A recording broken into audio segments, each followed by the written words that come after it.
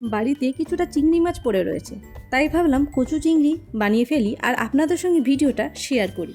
আমি এখানে চিংড়ি মাছ 250 গ্রামের মতন নিয়েছি। তাতে নুন আর হলুদ ভালো করে মাখিয়ে নেব। নুন হলুদ মাছটার সঙ্গে ভালো করে মাখিয়ে নিয়ে আমি এই রান্নাটা করব। আপনারা যদি কচু রান্নাটা নিরামিষ করতে চান তাহলে চিংড়ি মাছটা বাদ দিয়েও করতে পারেন। এবার কড়াইতে আমি রিফাইন্ড অয়েল দিলাম 4 টেবিল স্পুনের মতন, দিয়ে কড়ার সঙ্গে ভালো করে তেলটা মাখিয়ে নিলাম। তারপর মাছটা ঢালবো যাতে মাছটা কড়ার মধ্যে লেগে না যায়। দিয়ে মাছটাকে ভেজে নেব। খুব বেশি ভাজবো না, কারণ খুব বেশি ভাজলে মাছটা রাবারের মতন হয়ে যাবে। একটু লালচে হয়ে গেলেই তুলে নেব। আর চিংড়ি মাছ খুব সহজেই ভাজা হয়ে যায়, বেশিক্ষণ ভাজতে লাগে না। দিয়ে মাছটা তুলে নিচ্ছি।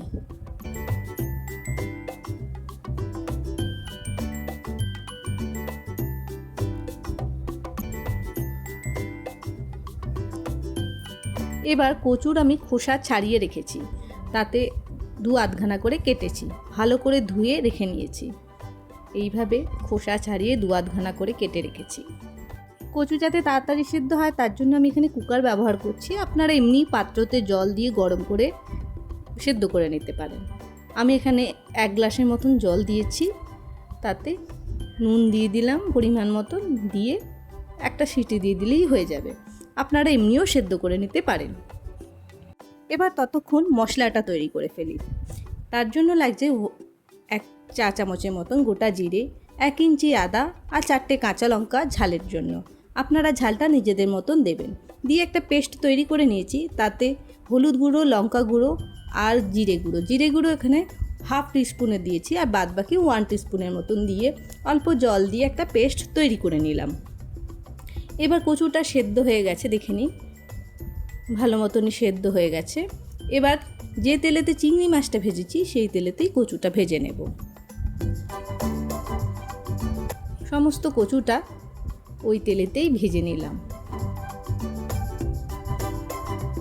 আর আমি এই রান্নাটা খুব একটা ঝোল রাখবো না, একটু গ্রেভিটা ঘন রাখবো। আপনারা যদি চান তাহলে গ্রেভিটা ঘন নাও রাখতে পারেন, কিন্তু ঘন রাখলেই এর স্বাদটা বেশি বাড়ে। কচুটা ভাজা হয়ে গেছে, এবার আমি তুলে নিচ্ছি।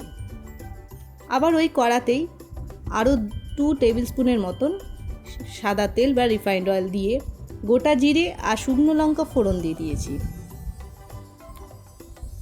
এবার বেটে রাখা মশলাটা দিয়ে দেব।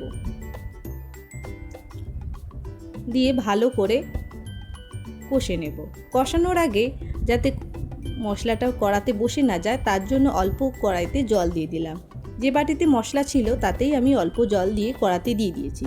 আর পরিমাণ মতো নুন দিলাম। দিয়ে ভালো করে কষতে থাকবো। যখন মশলা থেকে এরকম তেল বেরিয়ে আসতে থাকবে তখন জানবেন কষানো হয়েই গেছে। এবার আমি ভেজে রাখা কচুটা দিয়ে দেব। দিয়ে মশলার সঙ্গে ভালো করে মাখিয়ে নেব।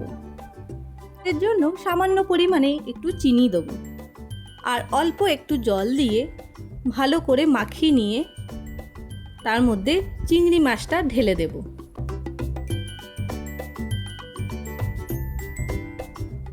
যেহেতু আমি গ্রেভিটা ঘন রাখছি তাই খুব বেশি জল ব্যবহার করব না। এবার ভালো করে মিশিয়ে নিয়ে 2-1 মিনিটের মতন কুক করে নিলেই তৈরি হয়ে যাবে কচু চিংড়ি। তো দেখলেন বন্ধুরা কত সহজেই রান্নাটা করা যায়। আর যদি এই রান্নাটা নিরামিষ করতে চান তাহলে চিংড়ি মাছটা বাদ দিয়ে ওপরে একটু ঘি গরম মশলা দিয়ে দিলেই তৈরি হয়ে যাবে কচুর তরকারি। তা আমি যেহেতু চিংড়ি মাছ দিয়েছি তার জন্য ঘি আর গরম মশলার দরকার নেই। ওপর থেকে গার্নিশের জন্য ধনেপাতা দিয়ে দিলাম। আজকের ভিডিও যদি ভালো লেগে থাকে তাহলে বন্ধু বান্ধবদের কাছে শেয়ার করার অনুরোধ রইল, আর অবশ্যই একটা লাইক করে দেবেন। আর আমার চ্যানেলের যদি নতুন সদস্য হয়ে থাকেন, এখনও চ্যানেলটিকে সাবস্ক্রাইব করে উঠতে পারেননি, তাহলে চ্যানেলটিকে সাবস্ক্রাইব করার অনুরোধ রইল। আর বেল আইকনটি অবশ্যই ক্লিক করবেন, তাহলে কোনো নতুন ভিডিও আপলোড করলে নোটিফিকেশান আপনাদের কাছে পৌঁছে যাবে। আজকে এই পর্যন্তই, আবার অন্য ভিডিও নিয়ে হাজির হব। বাই।